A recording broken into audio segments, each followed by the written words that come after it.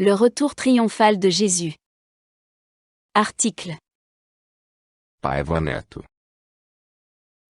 Le but suprême de la religion de Dieu, du Christ et de l'Esprit Saint est de préparer les voies du retour triomphal de Jésus sur terre.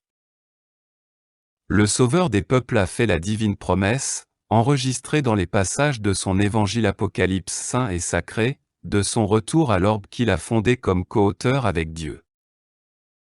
Au commencement était le Verbe, et le Verbe était avec Dieu, et le Verbe était Dieu.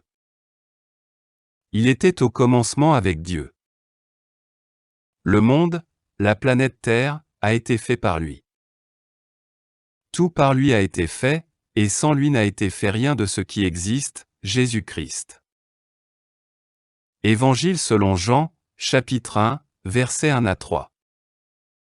C'est pourquoi nous ne nous lassons pas de prêcher au monde la bonne nouvelle, la plus grande de tous les temps, pour le soutien permanent du débat fraternel sur le sens très avancé du sublime retour du Maître divin. Je reviendrai. Jésus.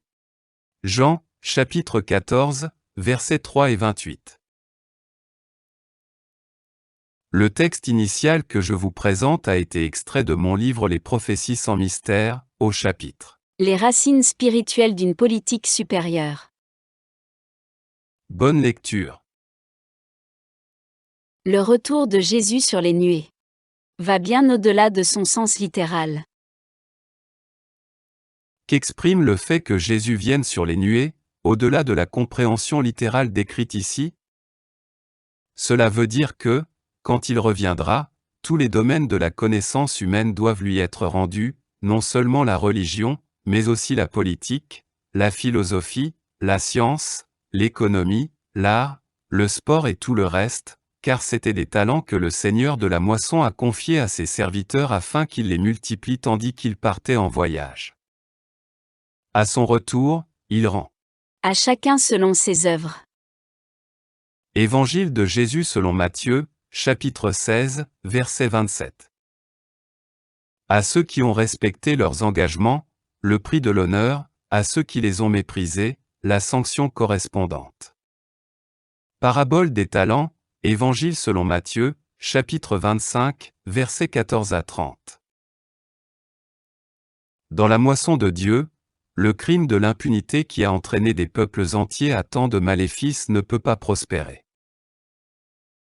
Voici, Jésus vient sur les nuées. Cela veut dire qu'il provient d'en haut, où nous, quelle que soit notre croyance ou incroyance, nous devons élever toutes ces choses qui ont été souillées par le mépris de certains, pour recevoir la véritable illumination.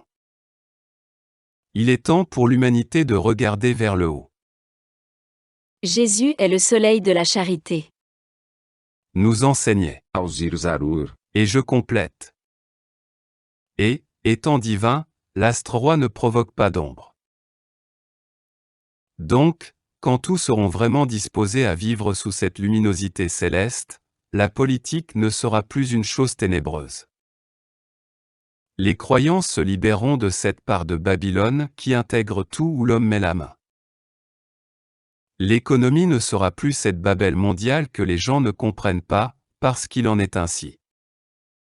Des multitudes abandonnées en faveur de l'abondance pour un groupe ou un autre, une nation ou une autre. Voici, Jésus vient sur les nuées, et tout œil le verra. Apocalypse, chapitre 1, verset 7. C'est-à-dire, il vient élever la religion, la science, la politique, la philosophie, l'art, l'économie, le sport et tout le reste à cette lumière qui descend d'en haut, apportée par lui dans son retour magnifique, littéralement ou spirituellement accompli. Et tout œil le verra. Aucun œil ne sera empêché de percevoir la clarté du Christ se refléter sur tous les progrès nés du génie humain mais qui, en même temps, ont subi la souillure de la partie de Babylone que, malheureusement, les créatures persistent à cultiver au cours des siècles. Jésus venant sur les nuées exprime le fait qu'il vient dans la plénitude de sa force morale, de son autorité, de sa grandeur. Lui seul peut effacer des esprits toutes les créations de la pensée sans gouverne, afin qu'il puisse briller, en nous éclairant avec la partie divine de la religion, de la politique, de la science, de la philosophie, de l'économie, de l'art, du sport et de quoi que ce soit d'autre. Voilà la politique de Dieu. Montrer que, dans la Sainte Bible, depuis le premier livre du Pentateuque mosaïque jusqu'à l'Apocalypse, il y a des réalités qui sont des lumières pour nous, pour autant qu'elles soient analysées en suivant l'avertissement de l'apôtre Paul. Les choses de l'Esprit de Dieu. C'est spirituellement qu'on en juge. Première épître aux Corinthiens, chapitre 2, verset 14. José de Paiva Neto. Est écrivain, journaliste, homme de radio, compositeur et poète. Il est né le 2 mars 1941, à Rio de Janeiro, Brésil. Il est président de la Légion de la Bonne Volonté.